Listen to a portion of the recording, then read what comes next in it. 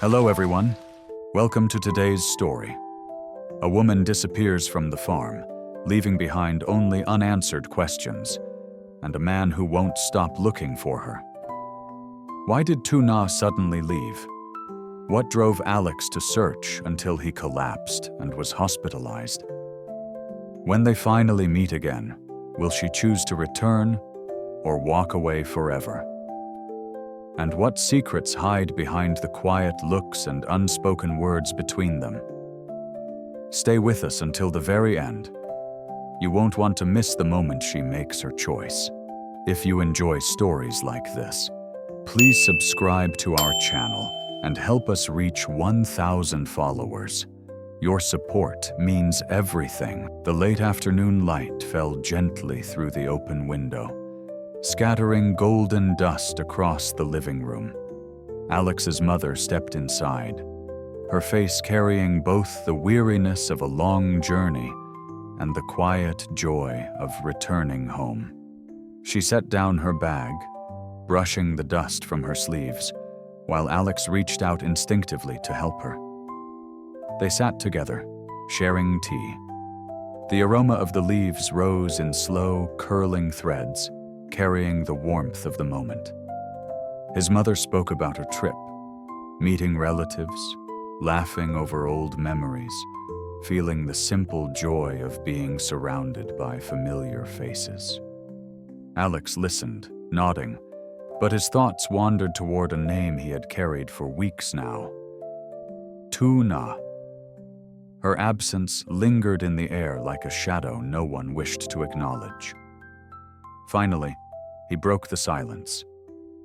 He told his mother he had found her, Tuna and her baby, living under the roof of a kind woman in the countryside. His words were quiet, almost hesitant, as though speaking them too firmly might break the fragile thread connecting them. His mother's eyes softened. "Will she come back?" she asked. Alex only shook his head. "I don't know. I have to wait for her answer." The conversation drifted to other things, how work had been, when they might visit their hometown again, the small changes noticed after years away. Yet beneath it all, the unspoken weight of Tuna's absence pressed between them. Outside, the wind stirred the bamboo leaves, their whispering sound oddly like the rustle of a distant memory, one that refused to fade. Rain pressed against the glass, tracing slow, silver paths downward. The hospital room was quiet, save for the faint hum of a distant machine. Alex lay on the bed, pale against the white sheets, the weariness in his eyes deeper than the shadows beneath them. Weeks of searching had worn him thin, days under the punishing sun, nights chasing faint leads, all for a glimpse of someone who had quietly slipped away. He had imagined finding her at the bus station or in the market, carrying her child. Instead, what he found was exhaustion, so deep it claimed him without warning. The doctors said it was nothing irreversible, just a body pushed beyond its limit. But Alex knew it was more than that. It was the weight of not knowing, of caring without an answer. Somewhere miles away, Tuna heard the news. At first, she didn't move. The thought of returning stirred too many questions, too much pride, too much fear. Yet that night, she lay awake listening to her baby breathe, and the image of Alex, alone, struggling, refused to leave her. By morning, she decided. She arrived quietly, slipping into the hospital room without fanfare. Alex opened his eyes, surprised. For a moment, neither spoke. The air between them was filled with everything they couldn't say. She asked how he was. He told her, with a faint smile, that he was better now. And though his voice was soft, there was a steady thread in it, an unspoken plea for her to come back, not just for the work, but because without her, the place no longer felt whole. The warmth of home wrapped around Alex as he stepped inside, the faint scent of rice and simmering broth greeting him before his mother's smile did. It had been days since he'd left the hospital, and though his body was still recovering, he moved through the rooms with a quiet determination. That evening, the dining table glowed under the soft yellow light. Steamed eggs, fresh greens, bowls of fragrant soup all set neatly in their places. His sister was already there, seated beside their mother, her expression a mixture of hesitation and resolve. Over the meal, conversation drifted through familiar topics. His mother's trip, the latest harvest at the farm, until his sister's voice softened. "I went to see Tuna," she said, glancing briefly at Alex before lowering her gaze. "I owed her an apology for the way I spoke to her before." She told them how she had found Tuna in a quiet village, holding her child, and how the young woman had listened silently as she recounted Alex's search. The days in the rain, the nights without rest, the fever that left him in a hospital bed. Alex said nothing, but his chopsticks paused mid-air. His mother's eyes, filled with quiet concern, moved between them. "She didn't promise anything," his sister continued, "but I think she's thinking about it." A stillness settled over the table. Outside, the wind tapped softly against the window, as if echoing the waiting that had come to define Alex's days. In his heart, hope stirred, fragile but alive. Morning light stretched long shadows across the yard as Alex tightened the strap on his watch. There was work to be done, another meeting, another negotiation, but his thoughts kept drifting elsewhere. Still, business demanded presence, and today's meeting with Tony, a long-term contact, could not be ignored. They met at a small roadside cafe, the air warm with the scent of roasted coffee. Alex spoke with his usual measured calm, though his mind worked quickly, gauging every detail of the conversation.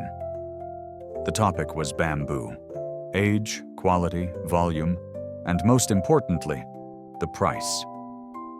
Tony was direct, eyes sharp with calculation. Alex proposed a visit to the hills themselves. "See it with your own eyes," he said, the confidence in his tone coming from years of walking those slopes. Minutes later, they were standing amidst rows of tall green stalks, the sun catching on the smooth surfaces. Alex gestured to the height, the thickness, the health of the grove. Tony examined the grove with care, running his hand along the grain of a cut stalk. 18,000 per tree is fair, he said at last, but I can stretch to 18,500 for this quality. The agreement came with a firm handshake. It was a victory, yet not the kind that lingered in Alex's chest. As they walked back towards their cars, his gaze caught the distant curve of the road, the one that led away from the farm. Somewhere down that road was Tuna, and no contract, no profit could weigh more heavily than the thought of her answer. The road to the small hillside home wound through groves of bamboo and patches of wild grass. Alex's car slowed as the house came into view. A modest place, weathered but cared for. He stepped out, the gravel crunching softly beneath his shoes. Batang greeted him at the gate, her hands still damp from washing vegetables. She led him inside where Tuna sat, her child asleep in the crook of her arm.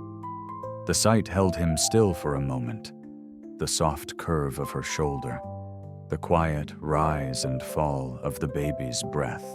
"I wanted to ask," he began, his voice steady but low, "if you've decided." Tuna's gaze shifted to the floor. "I've been thinking," she said. Her words carried a weight that made the air between them feel taut. Batang set down the basket she was holding. He came all this way for you, child. And you know the farm needs you. More than that, perhaps he does too. Tuna hesitated. Memories of long days in the fields, of laughter mingling with the rustle of leaves, came unbidden. But so did the ache of leaving, the fear of being too bound to a place, to a person. I don't know if it's right, she murmured. Alex met her eyes then, holding them with quiet patience. If it is, you'll know when you see the farm again, he said. Outside, a breeze moved through the bamboo, its whisper threading into the room like an invitation neither of them could yet name. Afternoon light poured through the open doorway, dust motes drifting like slow rain in the golden air. Tuna stood by the low table, folding the last of her baby's clothes into a worn canvas bag. Each motion was deliberate, as if she were tracing the edges of her decision with her hands. Alex moved quietly around the room, helping gather the few belongings: a small kettle, a blanket, a bundle of baby toys. His presence was steady, filling the space without pressing it. Outside, Batang's voice called in gentle reminders to eat well, to rest, to take care of the child. Before stepping out, Tuna turned back. You've given me shelter when I had nowhere else to go, she told Batang, her voice tight with gratitude. I will never forget. The older woman smiled, brushing away the thanks with a wave. Just promise me you'll make a good life there. The yard felt different now, lighter, though threaded with a bittersweet note. The air carried the scent of wet earth and bamboo leaves. Alex lifted the bag onto his shoulder, then took the baby into his arms, the small weight settling naturally against him. They walked toward the waiting car. Behind them, Batang stood at the doorway, her figure framed in fading light. Tuna glanced back once, committing the scene to memory. The woman who had been her safe harbor, the place that had held her in the storm. The door closed with a soft click, sealing the choice she had made. The car rolled slowly down the narrow dirt road, its tires pressing faint tracks into the damp earth. Inside, the cabin was quiet, save for the soft, rhythmic breath of the baby sleeping in Tuna's arms. Her gaze drifted to the window, watching the hills and bamboo groves slip past like pages turning in a book she wasn't sure she was ready to close. Beside her, Alex kept his eyes on the road, both hands steady on the wheel. The late light carved lines of gold along his profile. Neither spoke, yet the silence felt full, of questions unasked, of gratitude unspoken, of a tentative hope neither dared name aloud. She thought of the days he'd searched for her, the fever that had taken him to the hospital, the way his sister's voice had softened when telling her the story. She didn't know if his care was born of love or simply of kindness. Perhaps it didn't matter. What she did know was that his presence had pulled her back from the edge of drifting too far. As the road opened into the familiar stretch leading to the farm, Tuna felt a shift within herself. The uncertainty remained, but so did the quiet assurance that she was returning to a place where her child might grow without fear. Alex glanced at her, just once, as if to confirm she was still there.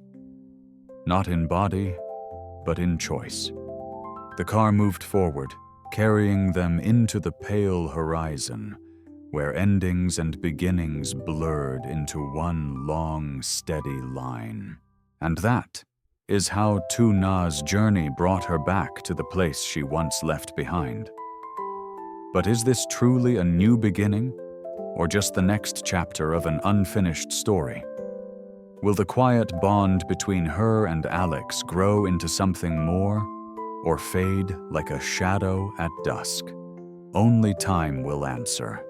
If you enjoyed this story, don't forget to subscribe to our channel and help us reach 1,000 followers, so you won't miss the next chapter of their fate. Thank you for watching, and see you in the next story.